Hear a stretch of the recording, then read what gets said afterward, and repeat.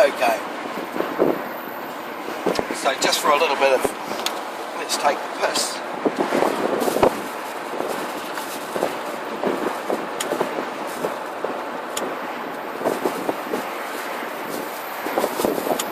Alright, thank you very much for that, Corin. It's 10 and a half minutes past 7, breakfast on a Wednesday morning. Well, it's not going well, is it? Just 6.5 weeks out from the election. Can John Key be trusted after his lack of full disclosure over his share dealings? The National leader admits he made a mistake, but claims it wasn't such a big deal. John Key is with us this morning. Morning to you, John. Morning, Paul.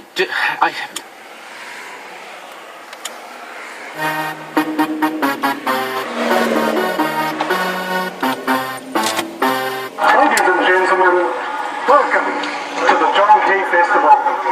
We have rides, we have cake stalls, and we even have an incredibly fabulous man coming to join us tonight. Ladies and gentlemen, this is Vinny, Mr. News, reporting from the John Key meeting. Just a little bit of information about John Key, who he is, who he used to be.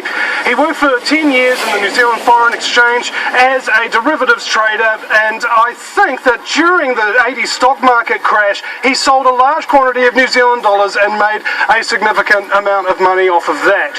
In 1995, he then started to work for Merrill Lynch in Singapore, Ireland, and in London. When he went to Ireland, it was because he was moving his back offices of Merrill Lynch to assist 15,000 clients to avoid tax. Ireland at the time was offering a 10% flat tax rate on financial trading, so long as they moved their back offices into that particular area. The unfortunate thing is, when he got out of Ireland, the entire economy collapsed behind him. And incredibly, the New Zealand public has no knowledge of this. They have no knowledge that John Key in 1999 was invited by the Federal Reserve Bank of New York Foreign Exchange Advisory Board, an incredibly elite financial institution in the heart of Wall Street. He worked there for 2 years and took management studies at Harvard University twice. When he returned home, he bought a house. He had it built in Parnell. He's currently the MP of Helensville.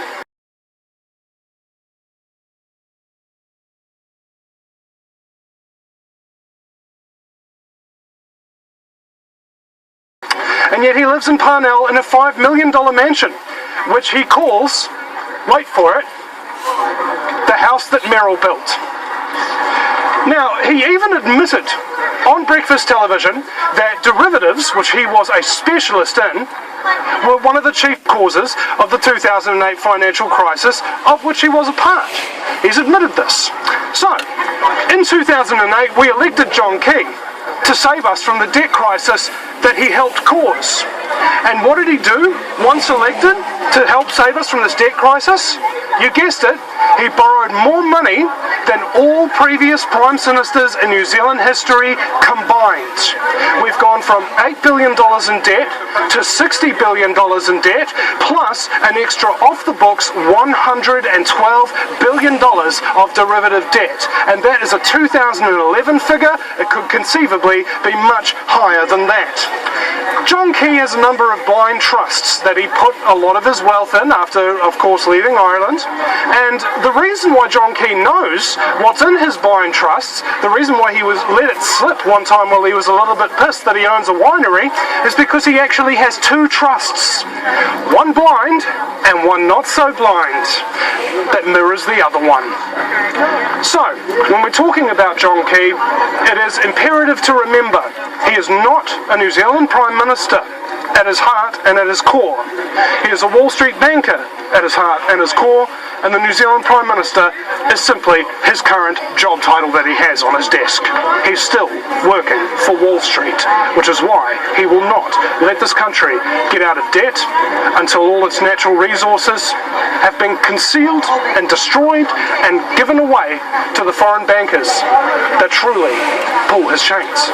This is Vinny Eastwood, reporting from Helensville, Mr. News.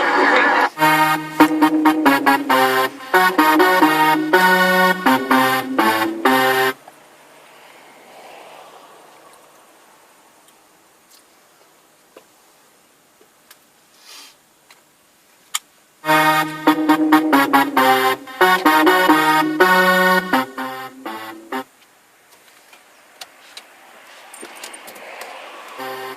and gentlemen, welcome.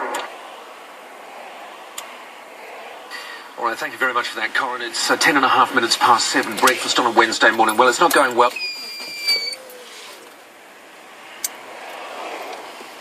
Full disclosure over his share dealings. The national leader admits he made a mistake, but claims it wasn't such a big deal. John Key is with us this morning. Morning to you, John. Morning, Paul. What part of it isn't a big deal? Oh, well, look, I had, it was knowledge in the markets or in Parliament months ago that I was a continuous shareholder over that period of time. None of the information I gained, I acted on. Sure.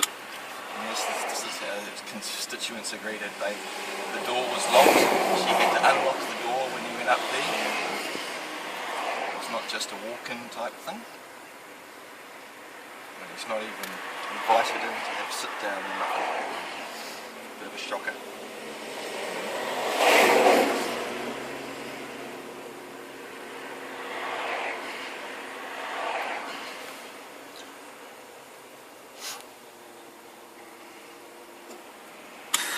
Fully refute that. And any question I asked would have been in the public domain, or any information I had was in the public domain. So, look, yes, back in 2003 the system wasn't perfect for the way that you did things. You didn't have a pecuniary interest list that you could register things on. There was a standing order. I made a genuine mistake. I didn't understand that standing order in the way I should have applied it. But that's it. I've been upfront about that now, and that's the way it is. All right, why when Richard Prebble declared that there was a conflict of interest for him, why at that time did you not declare a conflict of interest? Don't know. Probably either didn't understand the standing order, or might have thought he was doing it because he was a director of Mainfreight, but I don't know.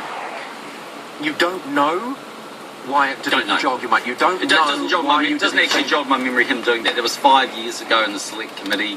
I would have been relatively new at that point. I don't even remember him doing it, so I'm not going to speculate. I mean, maybe relatively new, but you were the Associate Transport spokesperson. You were talking about this in the House.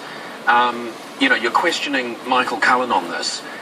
Richard Prebble declares a conflict of interest. 2 days after Richard Prebble declares a conflict of interest, you sell all of your shares.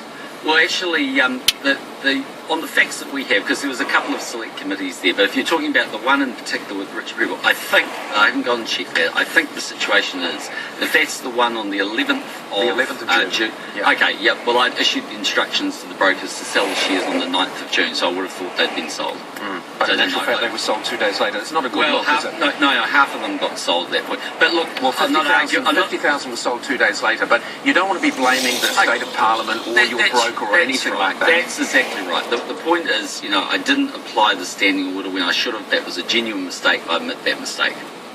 Did you talk to any not of dancing your... on the head of the listeners. No, did you talk to... No, but it sounds like it, and that's the bad look. See, the sad thing is, you're an honest guy, aren't you? That's You're right. an honest guy. Yeah, that's right. And yet you've been caught out, and that is unacceptable, especially 6.5 weeks away from the election. Actually, let's get a few...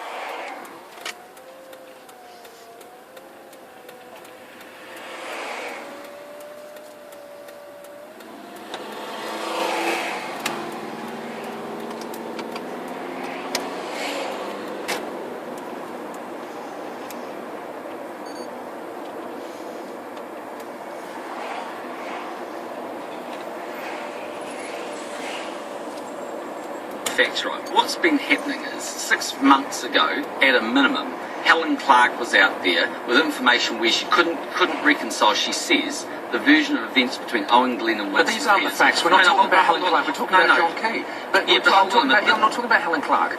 Okay, but this is germane to the whole point. 6 months ago, she couldn't reconcile that. Now, No, it's not. It has nothing to do with the whole point. I'm talking about pretty John Key. pretty simple things she could have done. But she didn't go out and do anything. But her ministers and her entire research unit are able to, line by line, go through any utterance I might have made 5 or 6 years ago. When I make a mistake, But do you know why that is, John? I'll tell you why that is. I'll tell you why that is. Because they're better politicians than you are. That is why it is. Because they are because I'm focused on what matters, and they're not. They're prepared to maybe that is of what the makes a good politician, John. Sadly, Okay. they're prepared to spend taxpayers' money digging the dirt on you. And that's another conversation that I've had with them. But I'm talking to you because they're finding dirt. And you mustn't expose yourself like that. Let me quote something that you said to you now.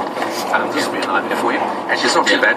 When I found out later on that there was a bigger shareholding, even though the story had politically passed in the media, I should have come back and said that. Okay, so you found out the story's passed. What did you think to yourself? Do you think, oh, thank God we got away with that one? No. The point was... What did you think? The question was, did it make any difference to the fact of whether I had a perceived conflict of interest? And the answer was no, because the shares were in the time period which I'd already answered. So it made no difference in that regard.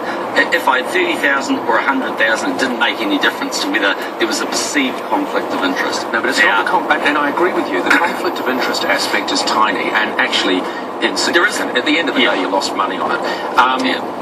It's not conflict of interest. It comes back to what the Prime Minister said. Trust.